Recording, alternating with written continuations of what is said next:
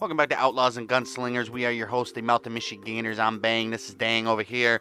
And we are finally at the end of our Old West stories, series, everything else. We got one final episode. We've already been through Wild Bill, Sam Bass, Jesse James, Billy the Kid, Deadwood, Tombstone, Las Vegas, Nevada. Bat Masterson. We didn't do Bat Masterson, but Bat Masterson? no, Sure? yeah. No, we did. No, we didn't. What? He was in several stories, though, so, yeah. He And seemed like a obviously name I've heard. many more than that, and we just ended our 4-part series on Wide Earp, so if you haven't, go check that out. I suggest you do that. And this is going to kind of act like a bridge episode between Wild West and roaring into the 1920-ish era of Roaring 20s. Right, of criminals, bootlegging, gambling, of course, Bootlegging. and all that good stuff that's eventually going to lead into the Introduced, creation of the mob. Right, So introduced to organized crime. this episode is going to be all about gambling in the Wild West. Give you a look at some popular games that were going on and when they started, how they got to the West, and all that good stuff. And probably won't be a super long episode, maybe a half hour-ish, but it's kind of like a transition episode up into Prohibition and beyond coming up. So from here on out, gambling... It's a review and a preview, basically. Basically, gambling will forever be a part of every criminal fucking organization, frickin' organization we're going to Not be... even criminal. Gambling's a part of it. Spending on. Pretty much 90% of Americans gamble, which is in lottery tickets, fucking... I'd say... everything. I'd say 100% of Americans gamble. You ever get into a car? That's true. You know? Well, So, what do you mean? It's a gamble every time you walk out the door. I guess because they have to spend money to put gas in that car. They're gambling a lot. They're risking $200, $300 a month for gas and insurance. I was saying more in the lines of gambling with their lives. Yeah, Anytime and their money. Anytime you walk out the door, you're pretty much gambling. Yeah. So, What do they win? Yeah. What do they win if they stay next alive? day? The next day is it that much of a risk in the it's car? An ultimate Is prize. it that much of a risk in the car where you're so thankful? When it's the leading cause of death in America, pretty much, Not the besides leading like cause heart of death. disease. Besides any disease? It's a leading cause of death for kids ages 8 to 13. I know that for a fact. Yeah, because they're fucking morons. I hear it on the radio every freaking morning at work, so I can tell you that. They're inexperienced and they can't handle what they're doing. Yeah, because ages 8 to 13 shouldn't be driving freaking cars anyway. Exactly. And they do. Oh, that's fucking hilarious. I don't think they're actually driving them. Obviously, they get in them, though. Yeah, so gambling in the Old West, it's no secret that gambling was a huge part of the Wild West. But we just told you, whether you're a small-time gambler looking to get a few extra buckaroos, Buckaroos. or you were a professional earning thousands of dollars a day, everyone in the Old West gambled. Gambled hard. With their lives, especially. As is pretty much the case today. Every time they got on a horse. Yeah, poker ruled the gambling world. Wild Bill, Doc Holliday, Wyatt Earp, Bat Masterson, and many others preferred the game of poker. That's not entirely true because Wyatt Earp was a Pharaoh man. He sure was. And Doc, I believe, dealt Pharaoh as well, or played it. No, Doc was poker. That's right. He always made fun of Pharaoh. Yeah. With games like Chuck-a-Luck, 3-Card Monte, High Dice, and the Old West's favorite Pharaoh, there were many games to choose from. We'll take a look at the most popular hobby and profession in this episode, so try your luck, because we ain't bluffing. This is going to be a full house of fun. Holy crap, that was corny. Nevertheless, we will take it. Here's gambling. All right. Nobody really knows the origins of poker, but it is thought to come from the 16th century in Persia, which they called Asnas. If I didn't say that right, piss off. It was 25 cards with 5 suits, with rules similar to today's 5-card stud. Okay. Some always say it was invented in China around 900 AD. Wherever it came from, it is just as popular today as it was back then. When it comes to poker in the United States of America, it was first popular in New Orleans. Of course it was. When French settlers played a game called poke. In the early 1800s, we know that's poke because we looked it up. We looked it up, and that's the only pronunciation we got from it, unless it's Poque, P-O-Q-U-E, okay? Poke. Okay. Fuck you. Screw you, Google Translate, too. I just want to let you know that. Okay. Anyway, Nolans became the center of gambling as everyone flocked to the region to place bets and get rich. Right, where you going? I'm going to New Orleans. I'm going to New Orleans. Gonna have myself a beer in the mind. Yeah, whatever. New Orleans was also the home to the first gambling casino in 1822 by a man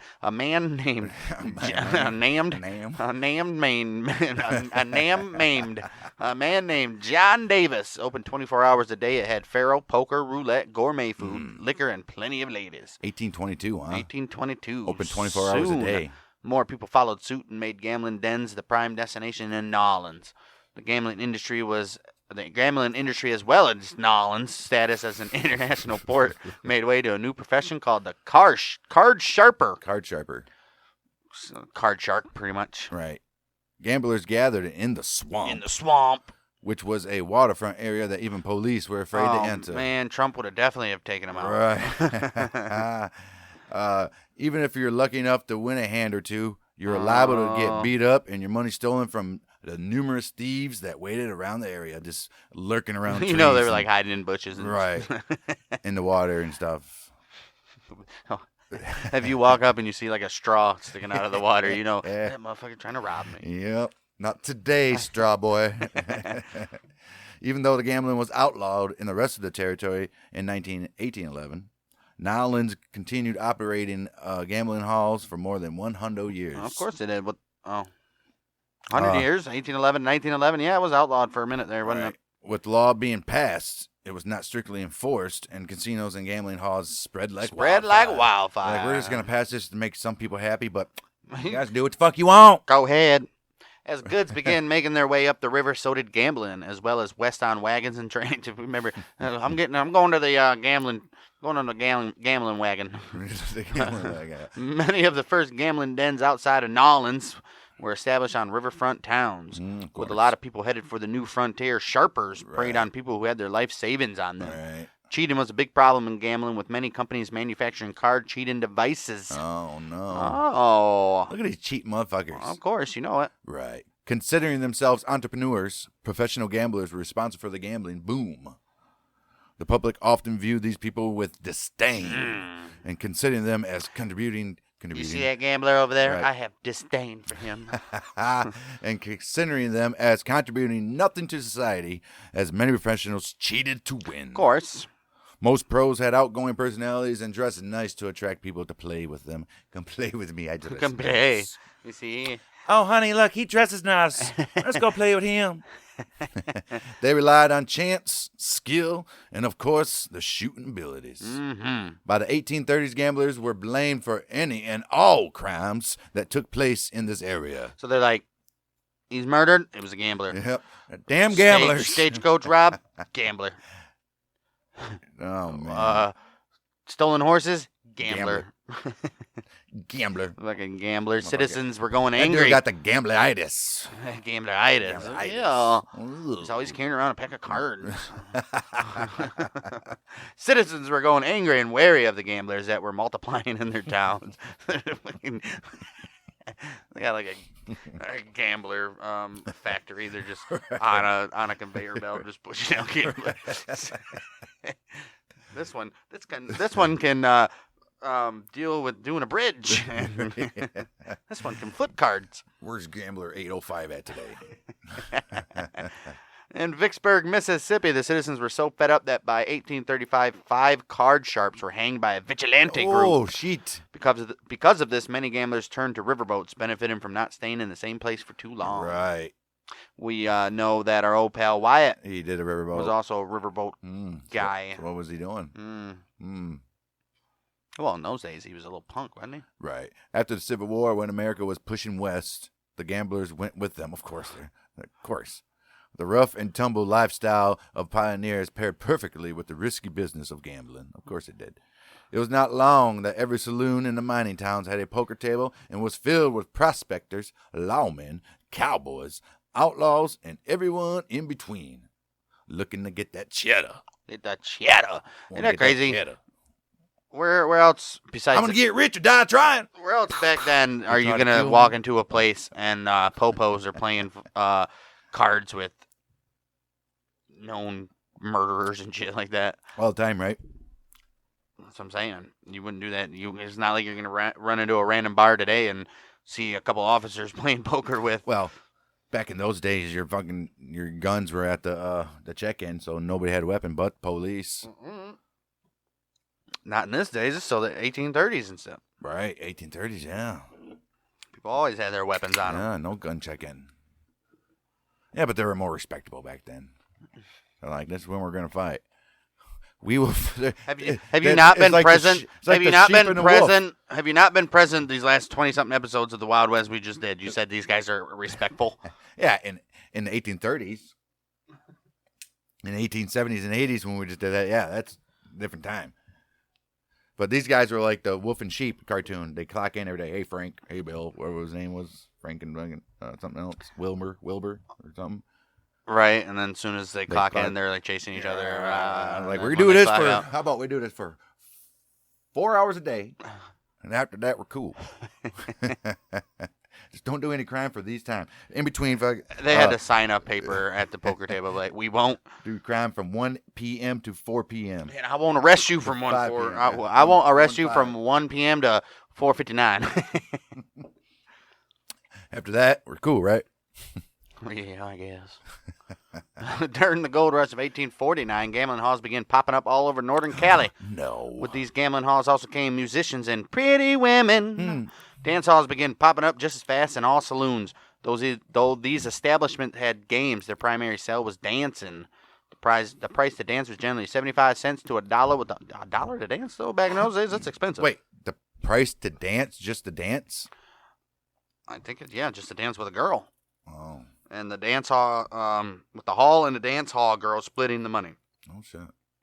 After the dancing was over, the girls would lead the men to the bar where they earned commission for every drink sold. So, those are the little what are they called? Harlots? Or whatever. They're just, they're sweet talking them. Hey, sugar. And then they get a drink, baby. Feed those guys to the nasty whores that are upstairs. Pretty much, yeah. They don't actually, no, I want you. Oh, no, I got to stay down here, honey. Don't worry. She'll take good care of you. Mm-hmm. And you're like, I got to stay down. I got more dances, baby. Ooh, baby, I don't know why. I'm like, I'm a descendant of Dusty Rhodes, baby. And later, maybe even Christopher Martin, baby. Right. If you were a popular girl, and you were exposed to dance halls, you might have mesothelioma. And did you perform over 50 dances a night? If so, you might be entitled to a cash settlement. Anyway, if you were a popular girl in one of these dance halls, you would average around 50 dances a night. The dancing girls made so much money that it was rare for any of them to resort to prostitution. See, just like we said, they steered them to the girls. In fact, many prostitutes left that life to be a dance hall girl because they knew, I don't have to sell this pussy and make more money. Right.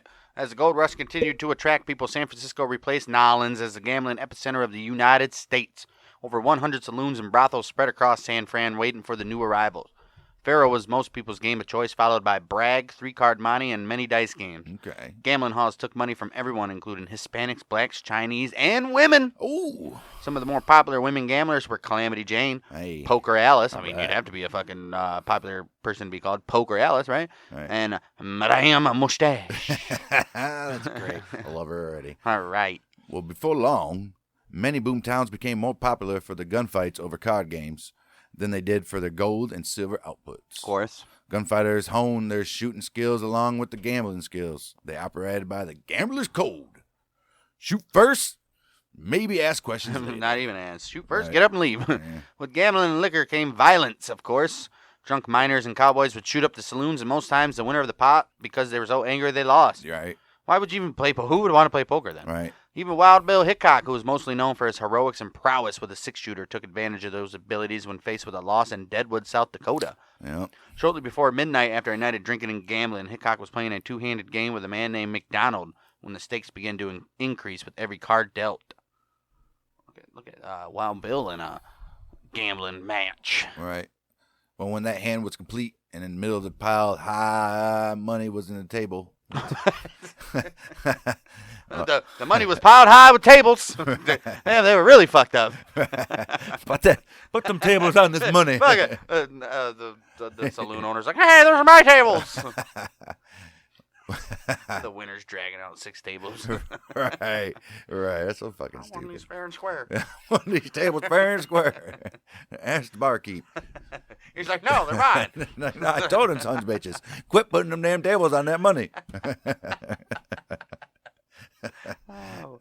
Well, anyway, when the hand was complete and the middle of the table was piled high with money, McDonald showed his hand, displaying 3 jacks. Oh. To this, Wild Bill Hickok responded, I have a full house, aces over 6. Then threw his hand face down upon the table. However, when McDonald picked up Hickok's hand, he exclaimed, I see only 2 aces and 1 6. Wasting no time, Wild Bill drew his 6-shooter with his right hand and replied, here's my other 6. Then he flashed a Bowie knife with his left hand, stating, and here's my 1 spot. McDonald immediately backed down, saying, Coolie. Coolie. Saying, cool it, man. Hey, man. Coolie. He said, no, man, that's a good hand. Take the pot, bud. You gotta do that sentence over again. Coolie. Coolie. Hey, man, Coolie. Coolie. Well, Bill's like, what? What'd you just say to me? He shoots him just for saying that. Coolie. McDonald immediately backed down, saying, cool it. He shouldn't even say coolie, man. Don't. But he's saying coolie. Hey, man, that hand's good. Take the pot. McDonald immediately backed down, saying, hey, Bill, that hand good. Take it. Of course he did. Fucking look at Hickok over there. Probably was in bad sorts. Right. Well, I mean, how many shots did he have? He's probably liquored up. And been playing all night long and down. Right. But and he was like, I really need these tables. A lot of tables there. By the end of the 19th century, gambling was everywhere. States and cities began taking advantage of the boom and began taxing gambling halls and raising money for their communities. Smart. About time. Yeah. Towards the end of the 1800s, many states enacted new laws against gambling. All right. These new laws, more often than not, targeted the professional gamblers rather than the halls themselves. Of course they did. Some types of gambling was illegal and limits placed on others. Anti-gaming laws were weak and difficult to enforce, though. Plus, establishments introduced new variants to games to avoid penalties, which were usually light anyways. Right, so basically they're like, we're not even going to try. Do what the fucking law. Well, the thing is, many of these lawmakers are playing poker and gambling and all that crap themselves. All right. They just had to do it so they didn't have outrage in the community. And plus, back then, it was you're miles in between of anything. You might have 2 lawmen in a town. They ain't going to stop 20 people. Right. Fuck it. Well, eventually, as the population grew, laws stiffened up. Nevada, of all places, was the first to outright ban gambling in the year of 1909. Other cities followed suit. To the worst of everyone's fears, gangsters combined gambling and liquor sales. And now you guys see where we are transitioning, huh? Right. Gangsters combine gambling and liquor sales in the cities like New York, Chicago, and Detroit. Never been heard of yet before in any series. Here we are. We're moving on geographically. During the 1920s, this is when all this happened, right? Mm-hmm. By 1931, Nevada relaxed its gambling laws and casinos once again began to flourish. 1939, there were 6 casinos and 16 saloons in Vegas. As automobiles became more popular and people began to travel, Las Vegas started to transform into the gambling mecca it is today. Yes, sir. Over the years, poker has evolved through legitimate casinos and backroom games to its many present variations. Over the last decade, several states have reintroduced gambling in limited formats, and the fastest-growing gambling opportunity today doesn't even require you to leave your home. Nope. As you log on to your computer to tempt the fates. Carefully regulated by gaming laws, poker is now the most popular card game in the world. If it wasn't for Texas Hold'em, and shit. But still, poker. Yeah, poker. It's fun. There you go. There you guys got it. A little bit about gambling in the Wild West and the various things and laws and all that stuff leading up into, like I just said last, when what Dang said, Chicago, Detroit during the 20s, gangsters took over Detroit, gambling, Chicago, New York, and liquor sales. Philly. It's right where we're headed in that era, 1920s prohibition Boston, era, gambling halls, underground. What do they call them? Cleveland. speakeasies, all that type of stuff. That's what we're leading into next week with our first episode of the, I guess, quote-unquote prohibition era, but it's really the 1920s, 30s, and 40s is what we're really doing. If you guys got an Xbox, there's a good game on there. It's free. Or if you have Game Pass or whatever. It's called, Here we're going to play a game. I don't even know what it's called. Kings of, I don't know. There you go. Well, they're good. Yeah, go find that. Yeah, but basically you're in the 20s running shit like a mafia guy. Oh, man, what the hell is it called? I was just telling you about it the other day. Son of a bitch pisses me off. Well, anyhow. Yeah, next week's episode will be about the man himself. Speaking of Chicago. Oh, Al Capone. Some say the father of bootlegging. The icon, I guess, of the 1920s era gangsters. And we'll learn about his story, including how he got that famous scar, as he became known as Scarface. And we'll continue on there. He didn't like that. Call him Scarface. We'll have Bugsy. Well, we already released Bugsy Siegel earlier in the year. I don't know if we re-release it or you guys just go back and listen to it. We don't have to really re-release it. But we have them. John Dillinger. We got bank robbers all during the 1930s, 40s. Bonnie and Clyde. Yep. Any serial killers or anything like that. We're going in, and then we'll have Mafia, and there's a plethora of those guys to profile over there. So, yeah, you got it all coming up here on Outlaws and Gunslingers. Outlaws and Gunslingers for a reason, man. Outlaw is anybody who's breaking the law. And Gunslingers, anybody who slings a gun. Slinging a gun So while breaking the law. That's our immediate future, is those few things. And then, we'll continue up the timeline up into present day, because there's a lot of gangs that are running rampant even today. So we got a lot of stuff to look forward to. If you guys want to hear more Wild West sort of stuff, we are in the middle of our Deadwood review. I believe we're on episode 8. Suffer the Little Children is the one you just heard. Next week, then we'll be in episode 9 coming up this Sunday. So we got that over there, and we are about to record our latest edition of This Week in Sports History, which is last week's episode. This week's episode, when you guys are listening to this, isn't out yet, but it will be tomorrow on Wednesday. So we got sports history, Deadwood, and maybe even Monday Night Watch-Along making a comeback where we watch wrestling, the main events of Monday Nitro and WWF Raw, and see who really won the war during that time. So we got a lot going on over there at the Mouthy Michiganders podcast. Like I said, we'll be back next week for Al Capone to kick off a new era in the Outlaws and Gunslingers saga. And the saga continues. So you see us then. We are the Mouthy Michiganders with Bang Dang.